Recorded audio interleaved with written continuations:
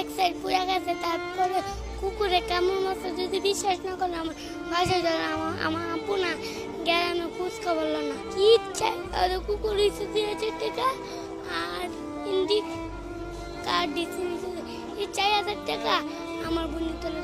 এই 4,000 টাকা আমি জোগাড় করি। আমার পায়ের সমস্যা কোন দিক সামান্য আমি কোন দিক দাঁড়াই, তারপরে হাতে গেলে পায়ের লোকটা না টান খায়, অনেক ব্যথা করে। হাঁটে হাঁটে মানুষই যা কয়টাকে দেয় আমি জমাই চিকিৎসা করবো। যদি বিশ্বাস না করেন আমার বাসায় গিয়ে আমার ছোট বোনের দিকটা কিছু টাকা দিয়েন।